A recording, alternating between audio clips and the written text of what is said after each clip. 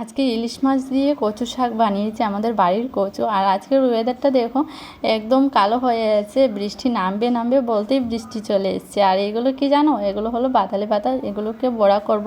আমার ভীষণ ভালো লাগে, আমাদের এখানে পাওয়া যায় না, তো তার জন্য খাওয়া হয় না।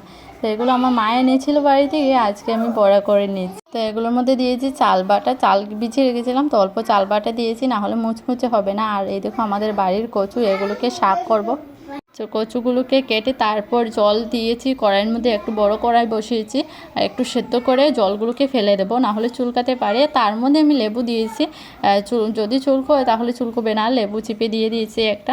আর এদিকে আমি মাছ ছিল ফ্রিজে, কালকের মাছ ছিল ফ্রিজে, আর মাছগুলো একদম শক্ত হয়ে বসে আছে, তো এগুলো এখন উঠবে না, তার জন্য একটু আগে থেকে বের করে এর মধ্যে জল দিয়ে রেখে দেবো।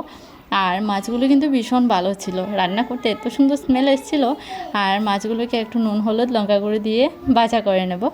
আর এইদিকে আমার কচুটা সেদ্ধ হয়ে গেছে, একটু জল টল ঝরিয়ে নিলাম, আর তারপর আমি এটাকে মশলা কষিয়ে রান্না করব। তো দেখতে থাকো কীভাবে রান্না করি। তোমাদের কার কার কচু শাক ভালো লাগে ইলিশ মাছের মাথা দিয়ে, একটু কমেন্টস করে জানিও।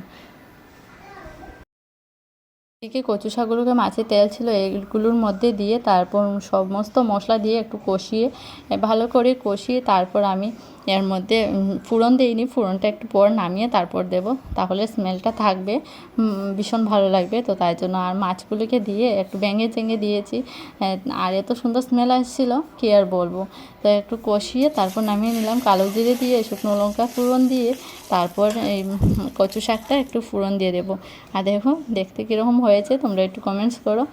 আর এবার আমার মশলাটা একটু শুকিয়ে, মানে জলটা একটু শুকিয়ে এলে তারপর নামিয়ে নেব। ভীষণ ভালো হয়েছিল কচু শাক, আর বাড়ির কচু যেহেতু আরও বেশি ভালো লাগছিল। তো যাই হোক, আজকের ভিডিওটা এখানেই শেষ করছি।